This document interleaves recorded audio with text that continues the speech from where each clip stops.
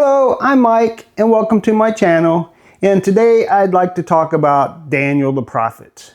Now in the book of Daniel, we see that Daniel did many things that you can read about in there. But today I would specifically like to speak about the chapter 6 about Daniel and the lion's den. Now I would like to speak about whether or not he set a good example for us Christians to follow there. So I would like to read the story to you. You may be familiar with it, but for those of us who aren't, I'd like to go ahead and read the story. And starting in Daniel chapter 6, it says, Darius the Mede decided to divide the kingdom into 120 provinces, and he appointed a high officer to rule over each province. The king also chose Daniel and 2 others as administrators to supervise the high officers and protect the king's interest. Daniel soon proved himself more capable than all the other administrators and high officers. Because of Daniel's great ability, the king made plans to place him over the entire empire. Then the other administrators and high officers began searching for some fault in the way Daniel was handling government affairs. But they couldn't find anything to criticize or condemn. He was faithful, always responsible, and completely trustworthy. So they concluded our only chance of finding grounds for accusing Daniel will be in connection with the rules of his religion. So the administrators and high officers went to the king and said, Long live King Darius. We are all in agreement, we administrators, officials, high officers, advisors, and governors, that the king should make a law that will be strictly enforced. Give orders that for the next 30 days, any person who prays to anyone, divine or human, except to you, your majesty, will be thrown into the den of lions. And now, your majesty, issue and sign this law so that it cannot be changed. An official law of the Medes and Persians cannot be revoked. So King Darius signed the law. But when Daniel learned that the law had been signed, he went home and knelt down as usual in his upstairs room, with its windows open toward Jerusalem. He prayed 3 times a day, just as he had always done, giving thanks to God. Then the officials went together to Daniel's house and found him praying and asking for God's help. So they went straight to the king and reminded him about his law.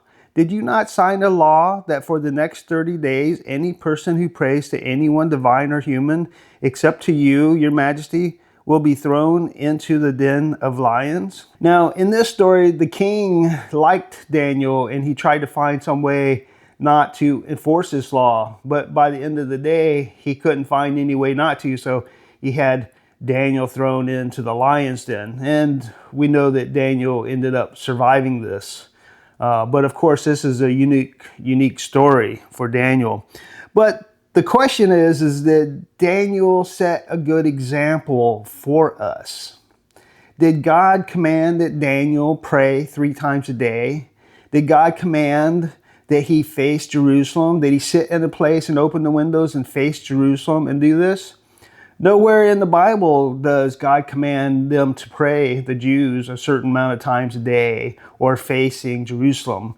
King Solomon did ask God to bless people that faced Jerusalem and prayed, but God never made it a commandment. He never claimed that if you want your prayers answered, you have to pray facing Jerusalem. No, all of this routine stuff was just the way that Daniel chose to do it. Now, in Romans chapter 13, it says, everyone must submit to governing authorities, for all authority comes from God, and those in positions of authority have been placed there by God. So anyone who rebels against authority is rebelling against what God has instituted, and they will be punished. So speaking of how Daniel decided to handle this, and looking at this, let's say that our government decided that we couldn't worship in church on Sundays because of some new epidemic, and they don't want it to spread any further. So they say that we can't meet in church on Sundays. Would we be breaking a commandment of God to not assemble on Sundays to not worship. God doesn't tell us that we have to do that. He doesn't tell us that we have to worship on Sundays, that we have to get together. The only thing he says about that is that we should not forsake the gathering of ourselves, that we need some fellowship among us Christians. But there is no specific day that we have to worship. There is no certain way that we have to worship. And God doesn't even tell us how often that we need to assemble ourselves. So we need some fellowship, but there's many ways that we can have fellowship without meeting at the church, the actual church. We can meet in each other's houses. We can do it over the internet. We can do it over the telephone. So there's many ways to satisfy it. So if the government doesn't tell us to do something that's sinful, then we need to be obedient if possible. If it's sinful, then of course we can't do it. Just like Daniel couldn't pray to the king, that would be a sin.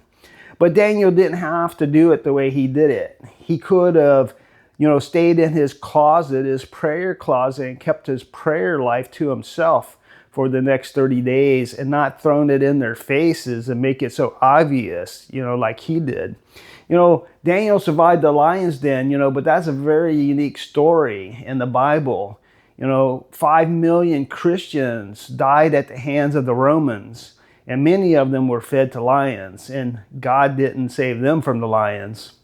And if you are disobedient, God may not save you for whatever penalty you're going to suffer. So I claim that Daniel did not set a good example for us, and that we would not be setting a good example if we were disobedient to the authorities and met in the church on Sunday anyway. I think we would be rebelling against God and the authorities placed over us. So please leave some comments on what you think, and thanks for watching.